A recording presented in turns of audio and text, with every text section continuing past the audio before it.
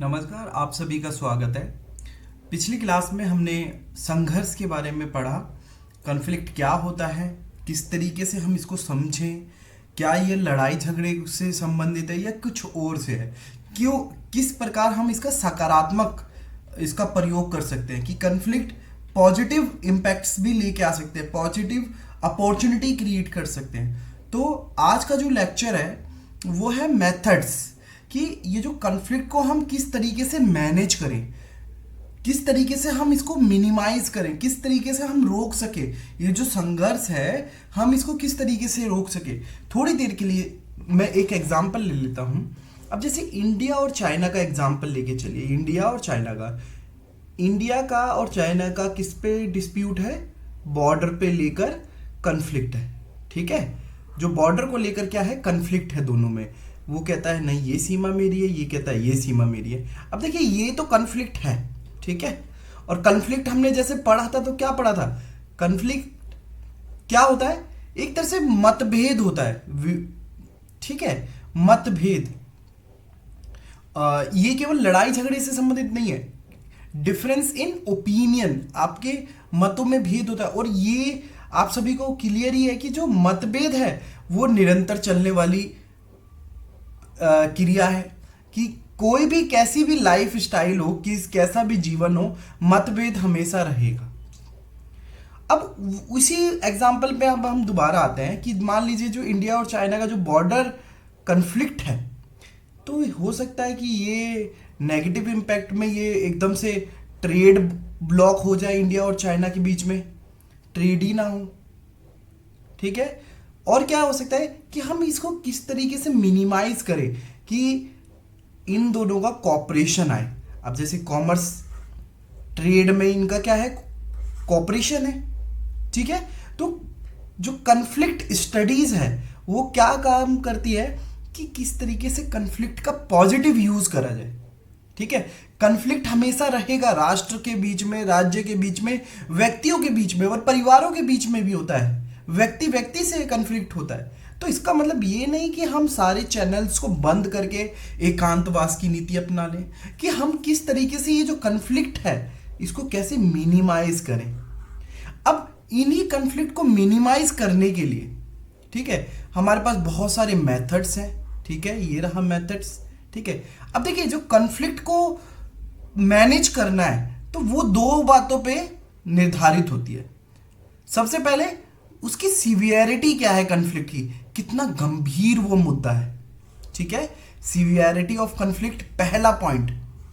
और दूसरा है कि विलिंगनेस, जितनी भी पार्टी है उनकी इच्छा है भी या नहीं है किसी भी कन्फ्लिक्ट को शांत करने के लिए, या किसी भी कन्फ्लिक्ट का निदान करने के लिए, समाधान करने के लिए। अब देखिए अगर आप देखोगे ध्यान से तो जो इंडिया और चाइना का जो बॉर्डर कन्फ्लिक्ट है, कभी भी चाइना ये नहीं चाहता कि इंडिया और ये चाइना इसे क्लियर करना ही नहीं चाहता। वो क्या चाहता है कि ये कन्फ्लिक्ट बना रहे, जिससे क्या इंडिया को हम परेशान करेंगे। अब देखिए इंडिया के लिए क्या प्रॉब्लम है, मान लीजिए कोई कंट्री है, कोई डेवलपिंग कंट्री है, इंडिया ही मान ले रहे।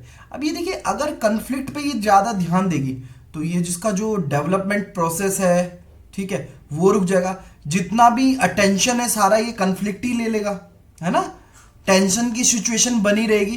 तो इस परिस्थिति में क्या कोई नेशन डेवलप हो सकता है? कि मान लो एक तरफ आपके पास इतना सारा टेंशन है, इतना सारा कन्फ्लिक्ट है, और एक तरफ पे आप डेवलपमेंट की बात कर सकते हो? नहीं कर सकते, क्योंकि आपको ध्यान देना पड़ेगा। और आपके जितने भी रिसोर्सेज हैं जो उत्थान करने के लिए, क्या नाम है, राष्ट्र का उत्थान करने के लिए, वो सारे रिसोर्सेज कहाँ चले जाएंगे? इस कन्फ्लिक्ट के ऊपर चले जाएंगे।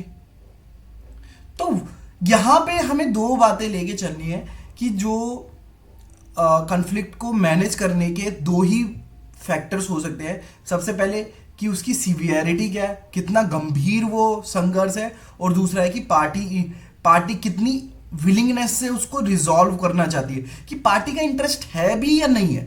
अब इन्हीं दोनों को ध्यान में रखते हुए, इन्हीं दोनों को ध्यान में, पहला और दूसरा है विलिंगनेस, इन्हीं दोनों को ध्यान में रखते हुए ये हमारे पास बहुत सारे कन्फ्लिक्ट मैनेज करने के टेक्निक्स हैं। ठीक है, मेथड्स हैं। ठीक है, मेथड्स हैं।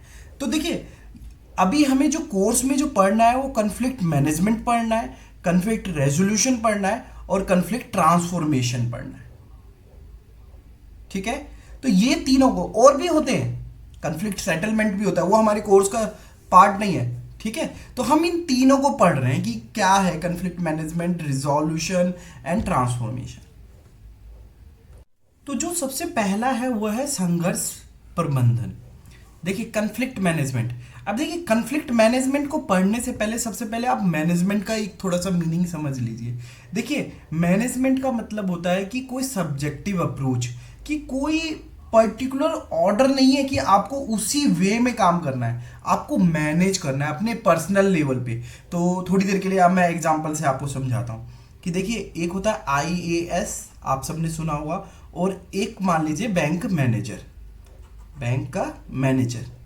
ठीक है, अब देखिए जो आईएएस है इसको तो जितना भी कॉन्स्टिट्यूशन में रूल्स है, रूल्स एंड रेगुलेशन लिखा हुआ है, जो भी कोड ऑफ कंडक्ट है उसी के हिसाब से इसे कार्य करना है। कोई भी इसमें इसका पर्सनल ओपिनियन नहीं है। हो सकता है कुछ मैटर में उनका पर्सनल ओपिनियन भी हो, मगर ज़्यादातर इनको क्या करना है, कॉन्स्टिट्यूशन के तहत ही काम करना है। अब देखिए जो बैंक मैनेजर है, कि नो डाउट जो हेड बैंक है, आरबीआई हो गया, या फिर जो जो बैंक के बोर्ड्स है, उन्होंने गाइडलाइंस दे रखा है, मगर इसको काम निकलवाना है तो ये क्या करेगा, अपने लेवल पे चीज़ों को ऑर्गेनाइज करेगा, चीज़ों को करवाएगा। कि मान लो कि बैंक के अंदर इतने लोगों की ज़रूरत है कैशियर पे, तो कैशियर पे लोग कम हैं तो वहाँ पे ज़्यादा कर दिए। हाँ भाई, कोई वर्किंग पेपर में लोगों को कम ज़रूरत है तो वहाँ से यहाँ पे ट्रांसफ़र कर दिया। कि मैनेज करना, कि परफेक्टली बैंक फंक्शन करे, कि सभी चीज़ों को पूरा कर सके। तो मैनेज से यहाँ पे हम समझ लेके जा रहे हैं कि जो शॉर्ट टर्म है, शॉर्ट टर्म, ठीक है, शॉर्ट टर्म मतलब जो टेम्पररी है उस चीज़ों को मैनेज कर देना। ठीक है, टेम्पररी चीज़ों को मैनेज कर देना, या फिर अपने सब्जेक्टिव वे में कि हाँ आप इस चीज़ों से बचना चाहते हैं या फिर अपने लेवल पे मैनेज कर पा रहे हैं, उन सब से इसका अर्थ है। ठीक है, तो ये देखिए मैंने जो समझाया बैंक मैनेजर और आईएएस। ठीक है, थोड़ा सा और अगर समझना हो तो एक तरफ देख लीजिए, अगर माइथोलॉजी की बात करें तो देखिए राम एक करेक्टर रख लीजिए और एक कृष्ण करेक्टर रख लीजिए। अब देखिए राम जो करेक्टर है वो क्या कहता है कि रघु की रीत सदा चली आई, है ना, हमेशा रूल्स को फॉलो करना है। आपने देखा होगा कि जो भगवान राम है वो क्या है, हमेशा रूल्स को फॉलो कर रहे हैं, है ना, कभी भी रूल्स को ब्रेक नहीं कर रहे। और वहीं पे जो कृष्ण जी हैं वो मैनेज कर रहे हैं, तो इनको देखेंगे आप कि वो रूल्स को ब्रेक भी कर रहे हैं हर जगह।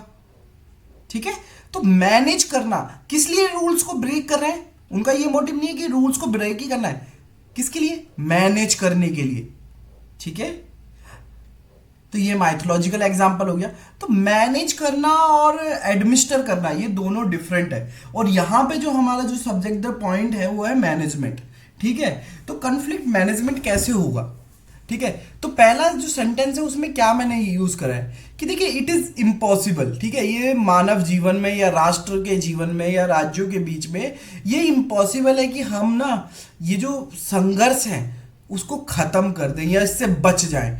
हर किसी राष्ट्र को इससे जूझना ही पड़ता है, को ये संघर्षों से लड़ना ही पड़ता है। ठीक है, चाहे ऑर्गेनाइजेशन दे लो, तो इससे बचना असंभव है। ठीक है, जैसा कि पहले उल्लेखित किया गया है, जीवन के विभिन्न पहलुओं जैसे कि संगठन के भीतर, राष्ट्रों के बीच या केवल दैनिक जीवन में संघर्ष से बचना असंभव है।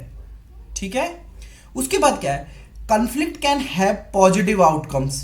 ठीक है, अब देखो इधर जितना भी हम सबने समझा, जितना भी वो पढ़ा कि कॉन्फ्लिक्ट तो बुरे होते हैं, नहीं, कॉन्फ्लिक्ट के पॉजिटिव आउटकम हो सकते हैं, सकारात्मक प्रभाव हो सकते हैं। कैसे, अगर हम इसको ठीक तरीके से प्रभावित रूप से अगर हम मैनेज कर लेना इसको, तो इसके सकारात्मक प्रभाव हो सकते हैं कॉन्फ्लिक्ट के। कैसे, अब जो देखिए ये जो कॉन्फ्लिक्ट मैनेजमेंट है ना, कॉन्फ्लिक्ट मैनेजमेंट क्या है, ये क्या करता है कि जो भी हमारा कॉन्फ्लिक्ट है ना उसको आइडेंटिफाई करने की कोशिश कर, किसी सबसे पहले क्या करेगा, पहचान करेगा कन्फ्लिक्ट मैनेजमेंट के अंदर हम क्या करते हैं, सबसे हम पहले हम पहचान करते हैं, ठीक है, कि ये हमारा कन्फ्लिक्ट है, ठीक है। और दूसरे क्या करते हैं, जितनी भी पार्टी है उनको क्या करते हैं, इनकरेज करते हैं, किसके लिए, सॉल्यूशन के लिए। तो दूसरा क्या है, इनकरेज करना, ठीक है, किसके लिए, सॉल्यूशन, ठीक है। और सॉल्यूशन कैसा हो, कि ऐसा सॉल्यूशन हो जिसपे सभी लोग अग्री कर सके, ठीक है, क्लियर हुआ। तो यहां पे हम क्या समझ रहे हैं कि अगर हम कन्फ्लिक्ट को अगर हम सही स्वरूप में उसका प्रबंधन करें तो इसके सकारात्मक परिणाम हो सकते हैं। क्या क्या सकारात्मक परिणाम है, सबसे पहले कि अगर हम ठीक से मैनेज करेंगे या उसका प्रबंधन करेंगे तो हम जान सकेंगे कि क्या समस्या है, किस लिए ये संघर्ष की स्थिति उत्पन्न हुई। और दूसरा क्या है कि जितनी भी पार्टी है उन सबको हम ला सकते हैं सॉल्यूशन के लिए, ऐसा सॉल्यूशन जिस पे सब अग्री हो सके, ठीक है। यदि इसे प्रभावी ढंग से प्रबंधित किया जाता है तो संघर्ष के सकारात्मक परिणाम हो सकते हैं, क्योंकि यह मुद्दों की पहचान करता है। पहला, यह मुद्दों की पहचान करने में मदद कर सकता है, ठीक है, कौन से मुद्दे हैं, और सभी शामिल पक्षों को ऐसे समाधान के साथ आने के लिए प्रोत्साहित कर सकता है जिन पर सभी सहमत हो, ठीक है। उसके बाद हालांकि यदि संघर्ष असहनीय हो जाते हैं तो वह इनमें शामिल सभी लोगों को नुकसान पहुंचा सकते हैं। अब देखो, थोड़ी देर के लिए अगर देखो कन्फ्लिक्ट है, ठीक है, अगर वो सहनशील नहीं हो पा रहा, ठीक है, तो क्या होगा, वॉर हो जाएगा, ठीक है, वॉर हो जाएगा। तो वॉर से होगा क्या, सभी का ग्रोथ रुक जाएगा, सभी का ध्यान केवल वॉर जीतने में हो जाएगा, science, technology, R&D, research and development सब धरा का धरा रह जाएगा। सबको क्या रह जाएगा कि वॉर जीतना है, ठीक है, अपने आप को बचाना है, सरवाइव करना है, ठीक है, वो सब रुक जाएगा। तो क्या है कि इसके नकारात्मक प्रभाव हो सकते हैं अगर असहनीय हो तो, ठीक है। नकारात्मक परिणामों से बचने के लिए संघर्षों का प्रबंधन करना महत्वपूर्ण है।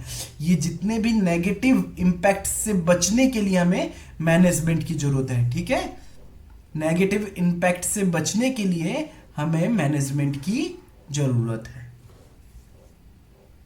तो मोटा मोटी यहां से हम कितनी बातें लेके चल रहे हैं कि अगर हम जो संघर्ष है उसको ठीक तरीके से हम उसका यूज करें तो उसके सकारात्मक परिणाम हो सकते हैं।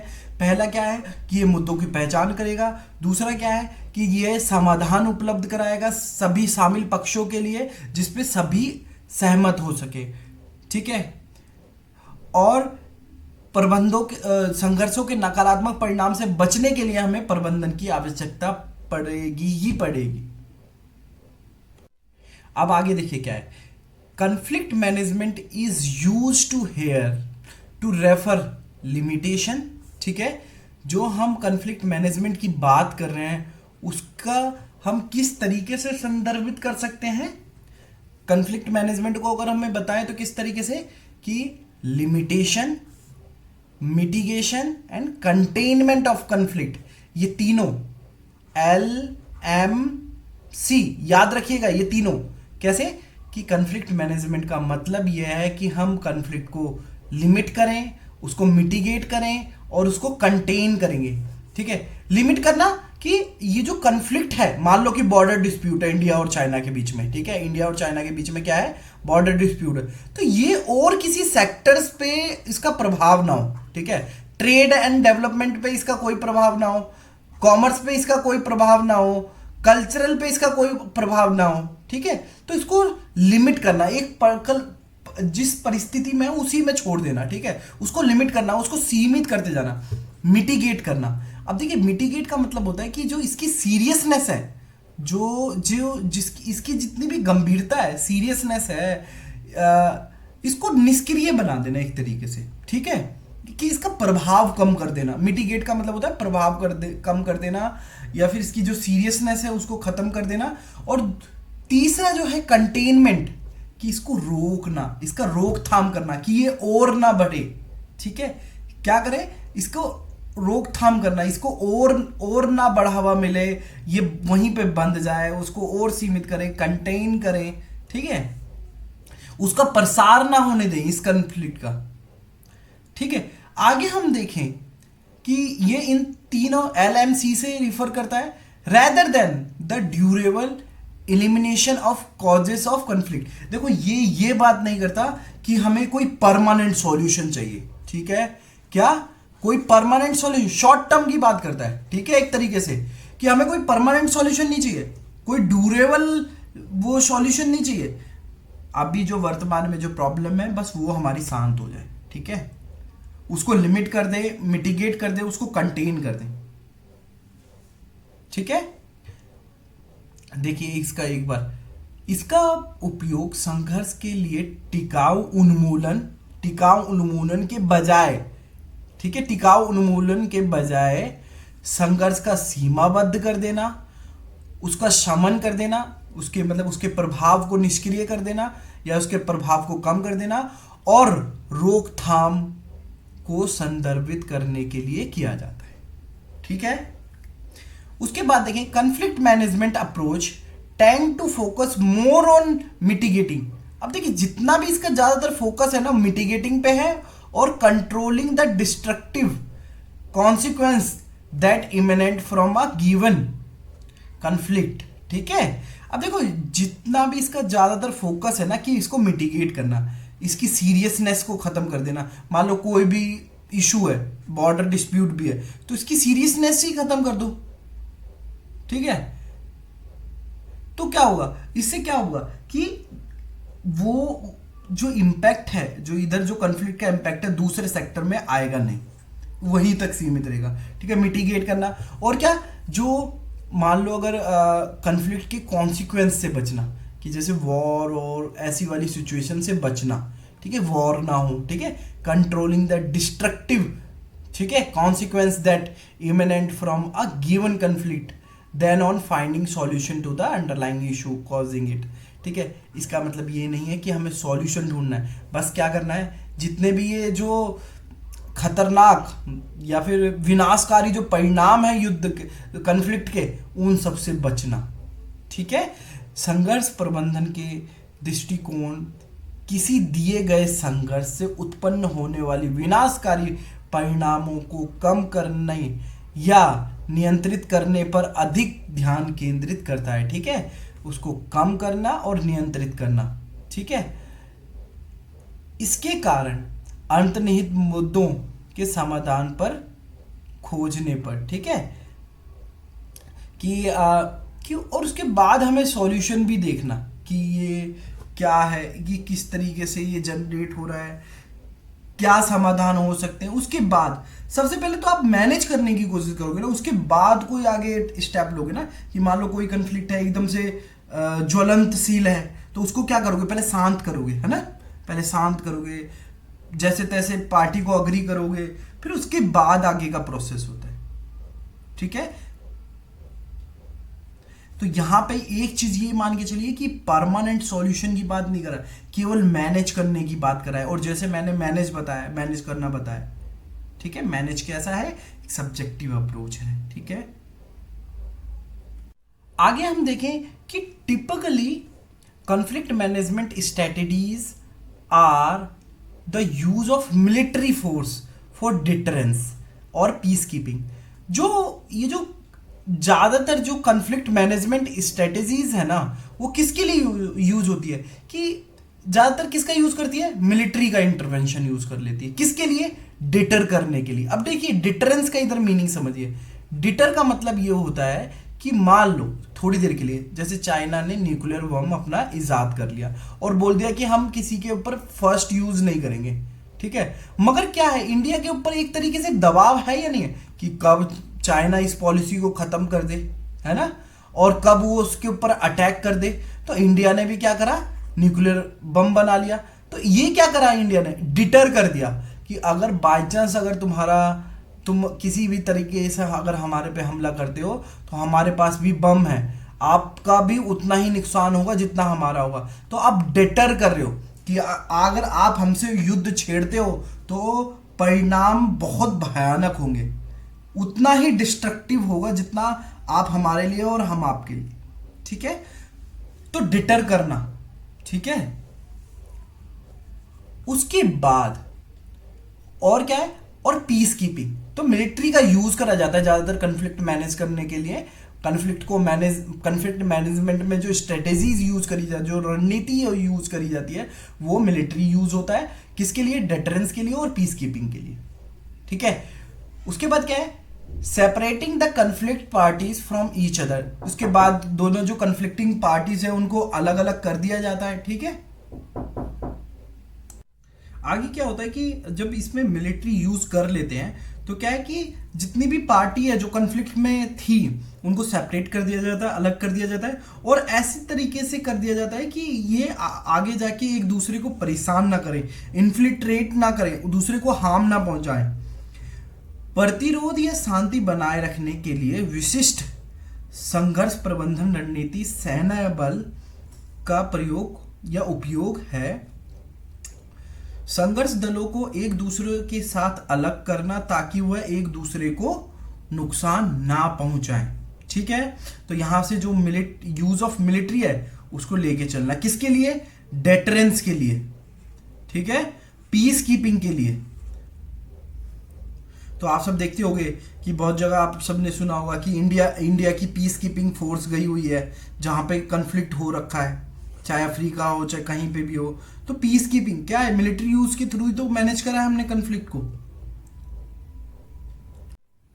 अब आगे जो दूसरा जो मेथड है कन्फ्लिक्ट मैनेज करने के लिए या फिर कन्फ्लिक्ट को शांत करने के लिए, उसको समाधान करने के लिए, उसको बोलते हैं कन्फ्लिक्ट रेजोल्यूशन।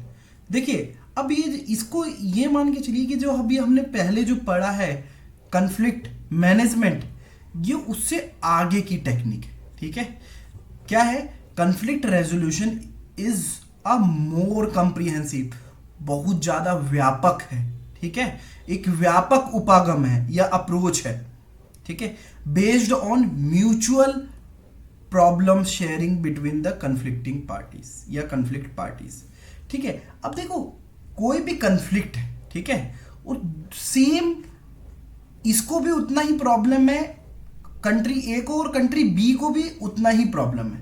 ठीक है, दोनों को एकदम म्यूचुअली दोनों एक दूसरे से प्रभावित हो रहे हैं, लड़ रहे हैं, झगड़ रहे हैं, और दोनों के लिए समान टेंशन है। ये नहीं है कि कोई अप एंड डाउन है। ठीक है, दोनों के लिए म्यूचुअली प्रॉब्लम है। ठीक है,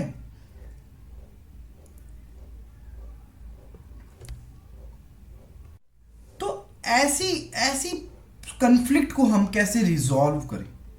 ठीक है, तो देखो क्या नाम था कि थोड़ी देर के लिए देखो, जो इंडिया और बांग्लादेश के बीच में जो बॉर्डर है और जो यहाँ पे जो लोग हैं, चाहे बांग्लादेश के लोग इस तरफ हों या फिर इंडिया के लोग, तो ये दोनों के बीच में एक टेंशन, ये कन्फ्लिक्ट है। ठीक है, और दोनों ही प्रभावित होने इधर से। ठीक है, तो इसको किस तरीके से समाधान करा जाए, तो वो हम रिजोल्यूशन के अंदर हम इसका समाधान करेंगे। ठीक है, अब देखिए जो रेजोल्यूशन ऑफ कन्फ्लिक्ट है ना, उसका क्या मीनिंग होता है कि जो डीप रूटेड जो सोर्स ऑफ प्रॉब्लम है, कि समस्या की जड़ कहाँ है। ठीक है, कोई भी संघर्ष है तो उसकी जड़ है कहाँ से ये निकल रहा है, उसको ढूंढना या उसका समाधान करना या उसको एड्रेस करना। ठीक है, changing the behaviour so that it is no longer violent, कि देखो इस तरीके से परिवर्तन करना, इस तरीके से व्यवहार में परिवर्तन करना कि जो वायलेंट जो प्रॉब्लम है ना वो ना रहे। कि देखो आफ्टर ऑल मान लो कि कोई भी कन्फ्लिक्ट, मान लो जैसे अगर हम यहाँ पे लें इजराइल और पैलेस्टीन वाला लें, तो देखो जो कन्फ्लिक्ट है दोनों लोग जूझ रहे हैं, यहाँ के भी लोग मर रहे हैं, यहाँ के भी लोग मर रहे हैं, दोनों लोग मर रहे हैं। ठीक है, तो इस तरीके से रिजॉल्व करना कि वो खत्म हो जाए, कि आगे आने वाली जो पीढ़ी है ना वो इस कन्फ्लिक्ट से किसी भी तरीके से ग्रसित ना रहे या इससे किसी भी तरीके से प्रभावित ना रहे और अपना फ्यूचर बर्बाद ना करें। ठीक है, कि आपकी जो जनरेशन है, जनरेशन से जनरेशन वो इसी के लिए लड़ रही है। ठीक है, तो इस तरीके से एड्रेस करना प्रॉब्लम को, ठीक है। Attitude so they know longer hostile, ठीक है, वो दोबारा से ना हो अब, ठीक है, हिंसक ना हो, अपना व्यवहार उस तरीके का बदल जाए, ठीक है, वो ग्रसित ना रहे उस प्रॉब्लम से, वो शत्रुता खत्म हो जाए, शत्रु ना रहे एक दूसरे के। वो जो स्ट्रक्चर है वो स्ट्रक्चरल डेवलपमेंट चाहता है, ये जो कन्फ्लिक्ट रेजोल्यूशन ये कहता है कि जो संघर्ष है वो हृदय से खत्म हो जानी चाहिए, किसी भी प्रकार की एक रत्ती भर की वो नहीं रहना चाहिए जिससे आगे आने वाली पीढ़ी भी उससे प्रभावित हो, ठीक है। संघर्ष के समाधान का अर्थ है कि संघर्ष के गहरे जड़ वाले स्रोतों को संबोधित किया जाता है, ठीक है, बदलते व्यवहार ताकि यह अब हिंसक ना हो, दृष्टिकोण ताकि वह अब शत्रुपूर्ण ना हो, और संरचनाएं ताकि वह अब शोषक ना हो, ठीक है। इस तरीके की संरचनाओं का बदलाव चाहते हैं कि अब वो ज्यादा इससे एक्सप्लॉइट ना हो इस परिस्थिति से। तो आप सब देख रहे होंगे इंडिया जो इजराइल और पैलेस्टीन है दोनों लड़ रहे हैं, ठीक है, दोनों, यहाँ के भी लोग मारे जा रहे हैं, यहाँ के भी लोग मारे जा रहे हैं, और आगे पता नहीं कितनी जनरेशन है। अभी तो करंट में आप देखो रशिया और यूक्रेन वाला वॉर अगर खत्म भी हो जाता है तो क्या है कि क्या लड़ाई नहीं होगी, आंतरिक लेवल पे चलती रहेगी कितने सालों तक वो आंतरिक स्तर पे, क्योंकि वो साइकी में बैठ जाता है ना, इसको एड्रेस करना प्रॉब्लम हो जाता है, और इसको ही एड्रेस करता है रिजोल्यूशन कि साइकोलॉजिकल लेवल पे, ठीक है। जैसा कि हमने बात करा था कि ये बहुत कंप्रीहेंसिव है, वो deep rooted source of conflict पे जाता है कि ये जो संघर्ष है इसकी स्थिति कहां से उत्पन्न हो रही है। आगे हम देखते हैं जो कॉन्फ्लिक्ट रेजोल्यूशन जो टर्म है ना वो क्या एक प्रोसेस भी है और एक परिणाम भी है, ठीक है। The term is use to refer both to the process, ठीक है, और the intention to bring about these changes, ठीक है, जो हृदय परिवर्तन की बात कर रहा है, जो साइकी में बदलाव करने की बात कर रहा है, जो डीप रूटेड जो प्रॉब्लम है, जो रूट्स है उनको एड्रेस करने की बात कर रहा है, and to the completion of the process, कि वो जो प्रोसेस है वो कैसे कंप्लीट हो जाए। तो मीन्स और एंड्स की बात कर रहा है ये, ठीक है, क्लियर है। So it is difficult to avoid ambiguity about its precise meaning. तो क्या है, इसलिए इसे सटीक अर्थ के बारे में अस्पष्टता से बचना मुश्किल है। तो एकदम क्लियर कट मैनर में बात करता है, ठीक है, इसमें किसी भी प्रकार का मतभेद नहीं होगा, एकदम सामने, ठीक है, सामने खुल्लम खुल्ला हम समाधान करेंगे, किसी भी प्रकार का संशय नहीं होगा, ठीक है। अगर संशय रहेगा तो फिर कॉन्फ्लिक्ट बना ही रहेगा, जिसे एकदम खुले विचार से कि हाँ आप भी अपनी पुरानी सोच को छोड़ के आगे आओ और हम भी अपनी सोच को आके हम डिसाइड करें कि इस संघर्ष को हमें आगे बढ़ाना है या फिर इसको खत्म करना है, कि आगे आने वाली पीढ़ी अपना इनोवेशन पे ध्यान देगी, इंजीनियरिंग पे ध्यान देगी, आगे तरक्की पे ध्यान देगी, या फिर इसी कॉन्फ्लिक्ट में बिजी रहेगी। इन सब चीजों को एड्रेस करना। आगे देखते हैं, the process of conflict resolution include becoming aware of the conflict, ठीक है, becoming aware of the conflict, diagnosing its nature and applying appropriate method in order to, ठीक है। क्या है कि संघर्ष के समाधान की प्रक्रिया में संघर्ष के बारे में जागरूक होना, पहली बात, इसकी प्रकृति का निदान करना, डायग्नोज करना, ठीक है, डायग्नोजिंग, ठीक है, और इसके लिए उचित तरीके लागू करना शामिल है। अब वो कौन से तरीके हैं, कौन से उपाय हैं, कौन कौन से मेथड्स हैं वो लिखे हुए हैं। तो पहला मेथड क्या है, diffuse the negative emotion energy involve, कि जितनी भी नकारात्मक ऊर्जा है, कि मतलब मान लो कोई पार्टी ए और पार्टी बी, आप भी एकदम प्योर हार्ट हो के आओ, एकदम साफ दिल से आओ, ये भी साफ दिल से आएगा। खुले विचार से आओ, ये भी खुले विचार से आएगा। तो जितनी भी नेगेटिविटी है ना उस सबको दूर करो, ठीक है। उसके बाद हम रिजॉल्व कर सकते हैं, ठीक है। अब किसी के मन में संशय है तो नहीं हो सकता, ठीक है। एम्बिग्यूटी की कोई जगह नहीं है, अस्पष्टता की कोई जगह नहीं है रेजोल्यूशन के अंदर, ठीक है। उसके बाद जो सेकंड है, enable the disputing party to understand and resolve their difference, ठीक है। जितने भी विवादित पक्ष हैं, ठीक है, को उनके मतभेदों को समझने और हल करने में सक्षम किया जाए। कि मान लो कोई कंट्री ए है और कंट्री बी है, कंट्री बी इसके पक्ष को समझेगा, कंट्री ए इसके पक्ष को समझेगा, दोनों समझें कि मतभेद कहां से हो रहा है, इसका हल किस तरीके से आ सकता है, ठीक है। क्या है, विवादित पक्षों को उनके मतभेदों को समझने और हल करने में सक्षम करना, ठीक है। इनेबल करना कि हाँ आप उसकी भी प्रॉब्लम समझो और अपनी भी प्रॉब्लम समझो, तब जाके आप समाधान करो।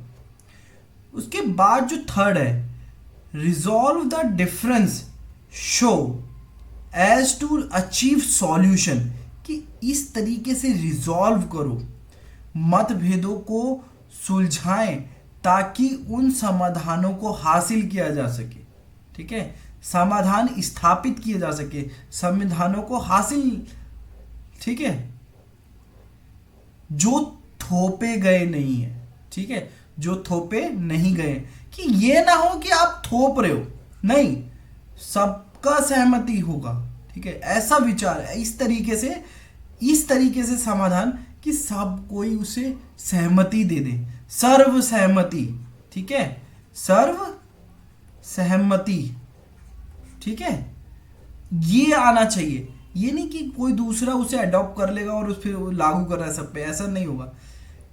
जिन पर सभी प्रमुख पक्षों ने सहमति जताई है, ठीक है, कोई भी ऐसा नहीं है कोई असहमत है, और जो संघर्ष के मूल कारण को दूर करता है, जो भी संघर्ष का मूल कारण है, जो रूट कोज है, उसको दूर करता हूं, ठीक है।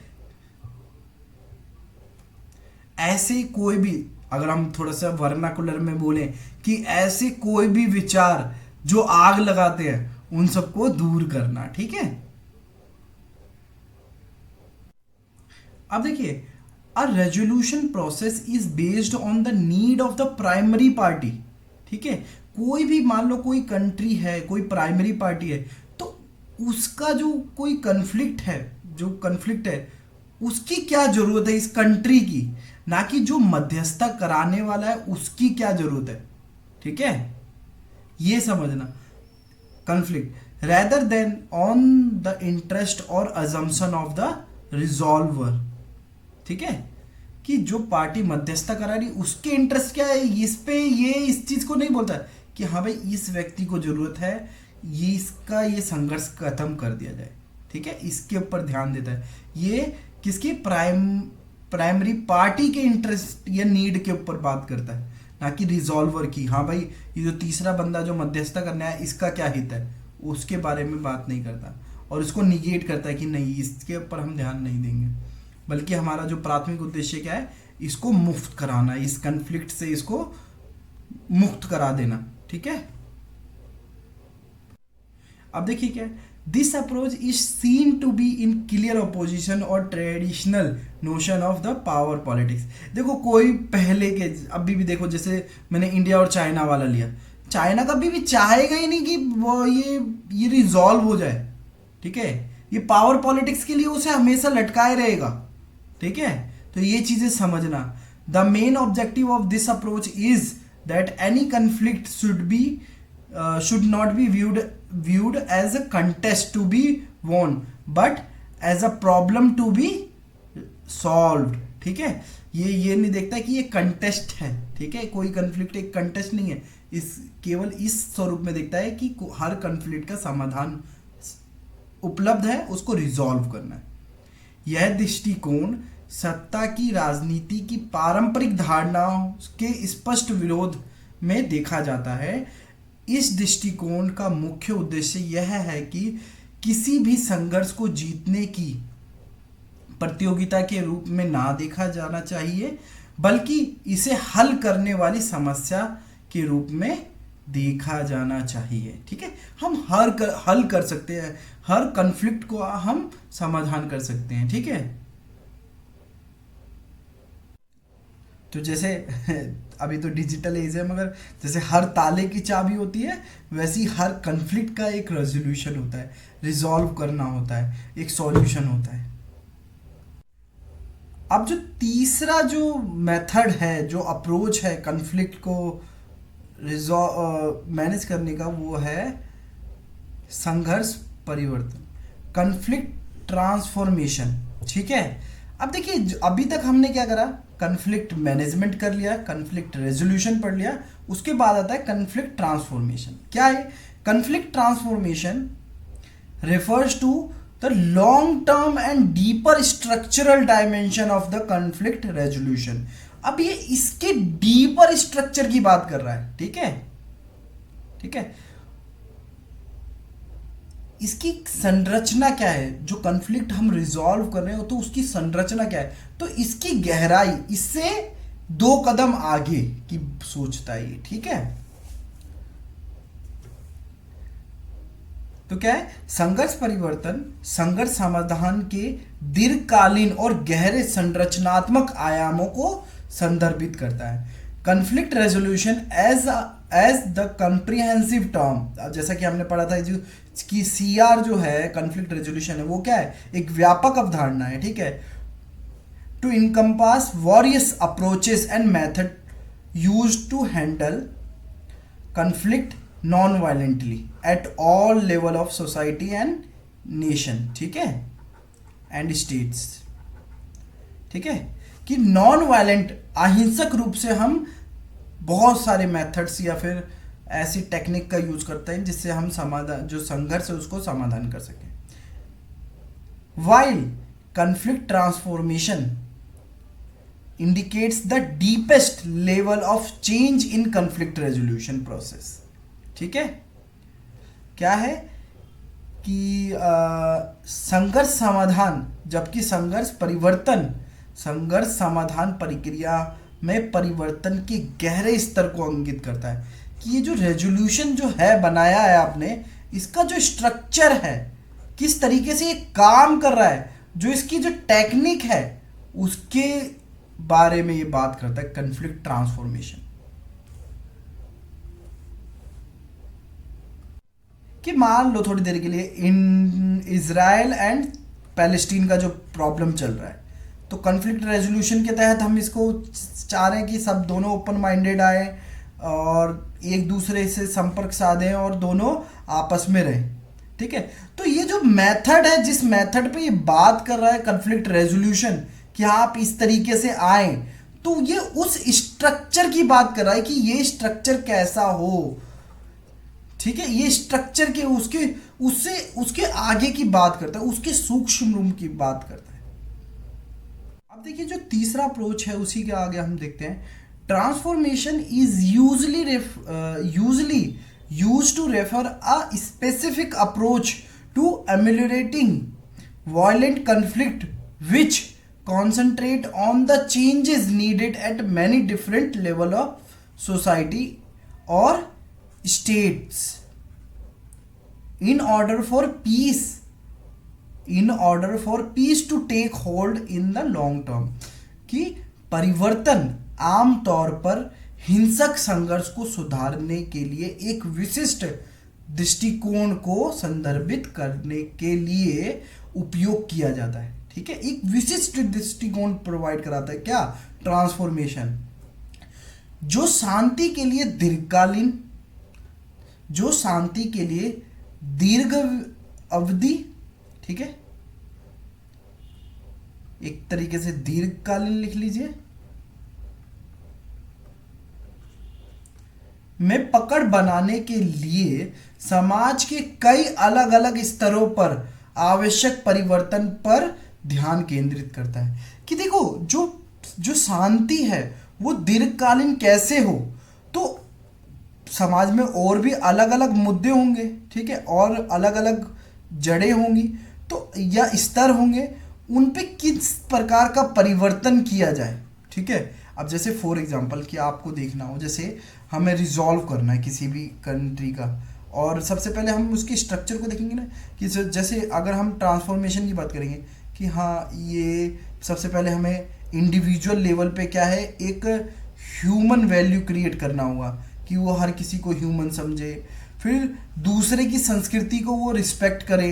तो ये जो स्तर है, तो एक तरह से हो गया, एक इंडिविजुअल स्तर हो गया, कल्चरल स्तर हो गया, इंटेलेक्चुअली, ठीक है, बौद्धिक रूप से। तो ऐसे ऐसे स्तरों पर परिवर्तन की और ध्यान केंद्रित करता है हमारा, कि हम किसी चीज़ को अगर रिजॉल्व करना चाहते हैं तो हम जो स्तर है, जो अलग अलग सेक्टर्स हैं, अलग अलग स्तर हैं जो समाज के, उन पर भी हमें बदलाव की ज़रूरत है। केवल और केवल आप कॉपी और पेस्ट नहीं कर सकते कि हाँ ये शांति का नियम बनाया और ये समाज में हमने लागू कर दिया, ऐसा नहीं होगा। ठीक है, आपको उसको समझना पड़ेगा कि जो संघर्ष है वो किस किस स्तर पर है और कहाँ कहाँ पे हमें उसकी ज़रूरत है, उसको परिवर्तन करने की ज़रूरत है। उस चीज़ की बात करता है ट्रांसफॉर्मेशन, कि वो जो स्ट्रक्चर है, वो स्ट्रक्चर में जो सब स्ट्रक्चर है वहाँ पे किस किस तरीके का बदलाव होगा। अब ये देखिए, जो कन्फ्लिक्ट जो ट्रांसफॉर्मेशन है, जो कन्फ्लिक्ट ट्रांसफॉर्मेशन है, जो कन्फ्लिक्ट ट्रांसफॉर्मेशन है उसका एम क्या है कि ट्रांसफॉर्म करना a conflict from violence and destruction into a constructive force. कि जो कन्फ्लिक्ट, जो ट्रांसफॉर्मेशन का जो उद्देश्य है वो क्या करना है कि संघर्ष को हिंसा और विनाश से एक रचनात्मक शक्ति में बदल देना। किसमें? एक रचनात्मक शक्ति में बदल देना। ठीक है, कि जो कन्फ्लिक्ट ट्रांसफॉर्मेशन से क्या है, एक रचनात्मक शक्ति आ जाए, कंस्ट्रक्टिव फोर्स के रूप में वो काम करे, ना कि डिस्ट्रक्टिव, उससे उत्थान हो ना कि विनाश हो। और क्या है कि और जितने भी रिमूव करे, ठीक है, जितने भी जो कन्फ्लिक्ट को पैदा कर रहे हैं या ऐसी स्थिति या वायलेंस को उजागर कर रहे हैं, वैसी स्थिति को खत्म करें। ठीक है, the peace which develops will then be deep rooted and sustainable. अब देखिए, जो कन्फ्लिक्ट रेजोल्यूशन बात कर रहा था उससे ये 4 कदम आगे की बात कर रहा है। कन्फ्लिक्ट ट्रांसफॉर्मेशन क्या बोला है कि इसके बाद जो डेवलप होगा वो क्या होगा, वो डीप रूटेड पीस होगा। ठीक है, वो एकदम शांति की स्थिति होगी और सतत होगी, सस्टेनेबल होगी। ये नहीं कि कुछ देर के लिए आप शांति स्थापित हो और फिर बाद में खत्म होगी, ऐसा नहीं। कन्फ्लिक्ट ट्रांसफॉर्मेशन क्यों? क्योंकि ये लेवल पे काम कर रहा है ना, अलग अलग लेवल पे। अब मान लो किसी का भी व्यवहार बदलना है तो हम क्या करेंगे, पहले उसके मन को जीतेंगे, फिर उसके बाकी पक्षों को, कि उसको सांस्कृतिक तौर पे, बौद्धिक तौर पे, सामाजिक तौर पे, राजनीतिक तौर पे, आर्थिक तौर पे, इन सभी चीज़ों को हम ध्यान में रखते हैं तभी हम किसी चीज़ को जीत सकते हैं। तो उसी की बात कर रहा है, एक रचनात्मक शक्ति के तौर पे ये कार्य करेगा। दोबारा से देख लेते हैं कि इसका उद्देश्य एक संघर्ष को हिंसा और विनाश के रचनात्मक शक्ति में बदलना होगा। ठीक है, जो समाज परिवर्तन पैदा करता है। ठीक है, एक समाज परिवर्तन पैदा करेगा। ठीक है, उन स्थितियों को उत्तरोत्तर हटाता है, उन स्थितियों को उत्तरोत्तर हटाता है या कम से कम करता है जिससे संघर्ष और हिंसा उत्पन्न होती है या हुई है, और जो शांति विकसित होगी इसके बाद वो गहरी जड़ें और टिकाऊ होगी, सतत होगी, सस्टेनेबल होगी।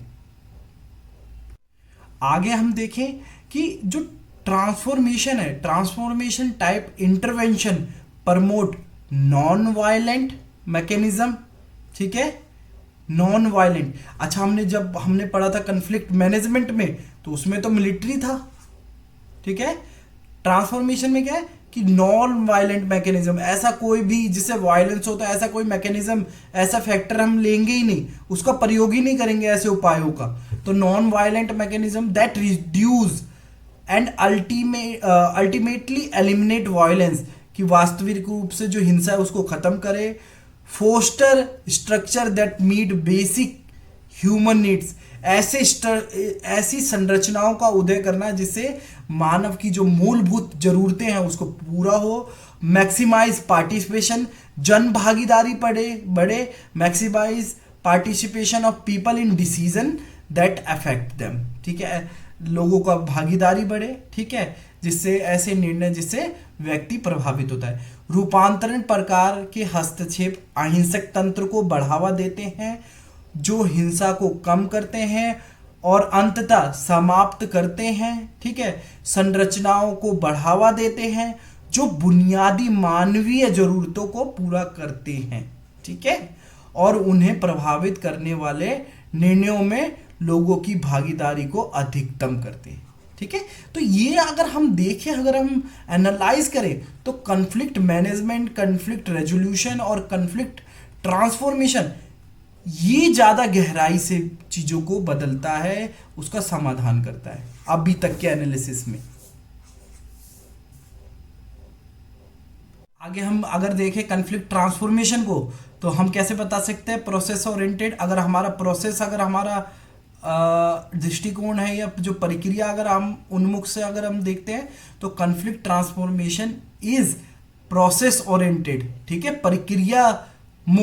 प्रक्रिया के उन्मुख है, not just focus on short term settlement, ये कभी भी शॉर्ट टर्म सेटलमेंट की बात ही नहीं करता है, ठीक है, क्योंकि देखो कॉन्फ्लिक्ट रेजोल्यूशन भी कॉम्प्रिहेंसिव था, लॉन्ग टर्म की बात करता था, मगर ये उससे भी ज्यादा, क्योंकि ये स्ट्रक्चर लेयर्स में बात कर रहा है, उसके और डीप रूटेड प्रॉब्लम्स के बारे में बात कर रहा है, ठीक है, ना कि केवल अल्पकालीन समाधान पर केंद्रित है, ठीक है। आगे हम देखें conflict transformation is an ongoing continuous process, कि ये नहीं कि एकदम से, ये हमेशा चलने वाली प्रक्रिया है, ठीक है, जिसके द्वारा क्या होता है, डिस्ट्रक्टिव रिलेशनशिप, जितने भी विनाशकारी संबंध है ना, जिसके द्वारा विनाशकारी संबंधों को संबंधों में विकसित किया जाए, मतलब अच्छे संबंधों में विकसित किया जा सकता है, ठीक है, ठीक है, जिससे क्या हो, जिसमें संघर्ष को अहिंसक तरीके से स्थायी रूप से सुलझाया जा सके, संघर्ष को किसके, नॉन वायलेंटली और स्थायी, एक सस्टेनेबल, जो हमने देखा था ना पिछली स्लाइड में, सस्टेनेबल वे में उसको रिजॉल्व कर सके या सुलझा सके।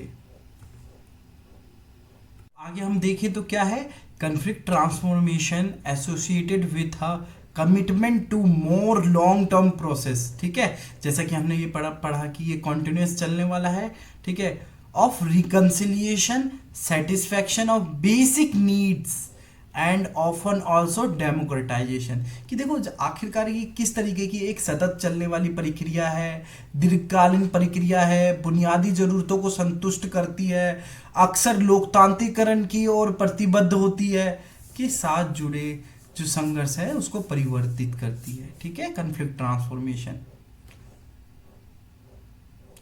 तो ये हमने प्रोसेस के स्वरूप में देखा।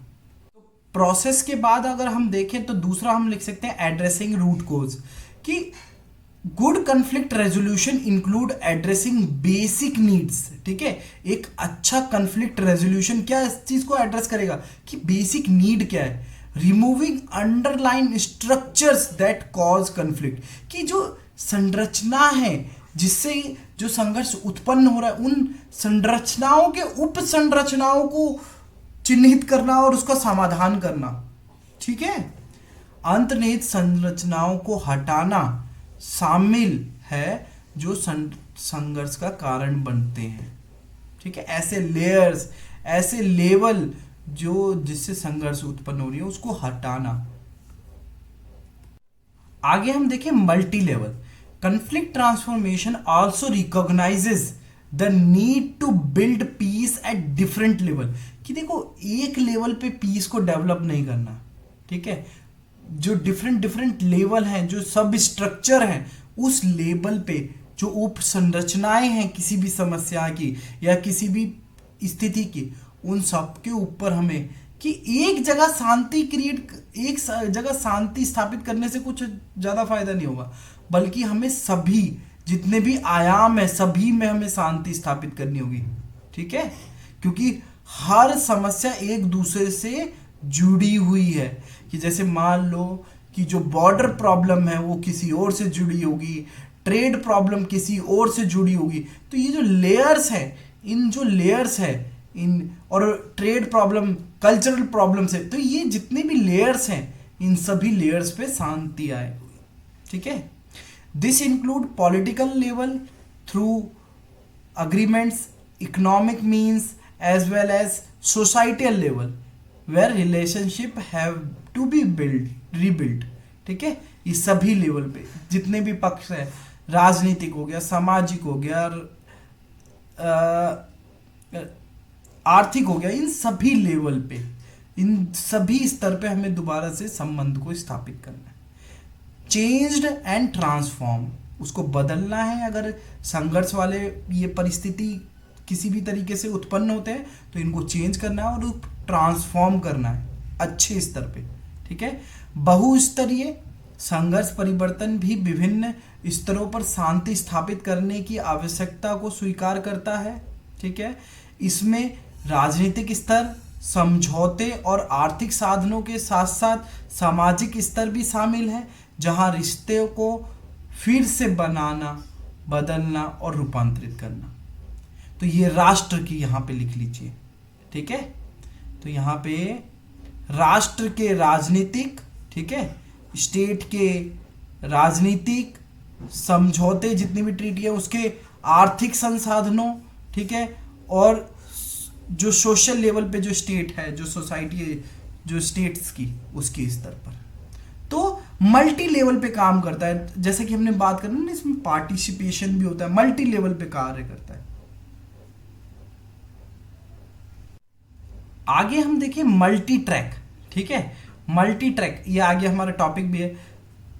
Conflict transformation recognizes that peace is built not only by government but that many sub states and supra state actors played a role. कि जो कन्फ्लिक्ट ट्रांसफॉर्मेशन जो बात करता है कि जो शांति जो होगी स्थापित, वो केवल और केवल सरकार ही नहीं करेगी, बल्कि नागरिक और जितनी भी जो उप राज्य है, ठीक है, उप राज्य मतलब इंस्टीट्यूशंस हो गया, एनजीओज हो गए, बड़ी बड़ी कंपनियां हो गई, ये भी स्टेट सी तो हो गई एक तरीके से। ठीक है, अब जैसे देखिए, अब जैसे कोका, अमेरिका का एग्जांपल ले लीजिए, यूएस का कोका कोला कंपनी, ठीक है, इतनी बड़ी कंपनी है, इसका जीडीपी इतना है कि कितने देशों को सरपास कर जाता है। तो ये भी कहीं ना कहीं इंपॉर्टेंट रोल प्ले करेगी। ठीक है, सुपरा स्टेट अब सुपरा स्टेट का क्या मतलब है कि जैसे ऐसी ऐसी संस्थाएं अंतर्राष्ट्रीय स्तर पर, जैसे यूएन हो गया और भी चीजें, वो भी, उनका भी जो भूमिका है बहुत बढ़ जाती है, उनकी यह भूमिका बहुत ज्यादा बढ़ जाती है। ये मल्टी ट्रैक में आ जाएगा, यही कॉन्फ्लिक्ट ट्रांसफॉर्म करेंगे। देखिए, मल्टी ट्रैक संघर्ष परिवर्तन यह स्वीकार करता है कि शांति न केवल सरकार द्वारा बनाई गई है, बल्कि कई उपराज्य सुपरा स्टेट अभिनेता भूमिका निभाते हैं इन शांति को स्थापित करने के लिए। आप सबने पढ़ा होगा डिप्लोमेसी भी कितने की है, track 1 diplomacy, track 2 diplomacy, multi track में क्या है कि स्टेट और नॉन स्टेट एक्टर कौन होते हैं? बहुत सारी जितनी भी इंस्टीट्यूशंस है जो स्टेट्स के अलग कोई रोल प्ले करती है इंटरनेशनल लेवल पे, वो नॉन स्टेट और किसी ना किसी स्वरूप में संबंध को प्रभावित करती है, उसी को हम नॉन स्टेट एक्टर बोलते हैं। ठीक है, बहुत बहुत धन्यवाद। आप अब इस वाले लेक्चर में हमने क्या पढ़ा? Conflict management, conflict resolution, conflict transformation. अगर आपको ये अच्छा लगा हो लेक्चर तो प्लीज़ लाइक कर दीजिएगा, सब्सक्राइब कर दीजिएगा चैनल पे और शेयर जरूर करिएगा, ठीक है, जितने भी आपके सहपाठी हैं, ठीक है। बहुत बहुत धन्यवाद।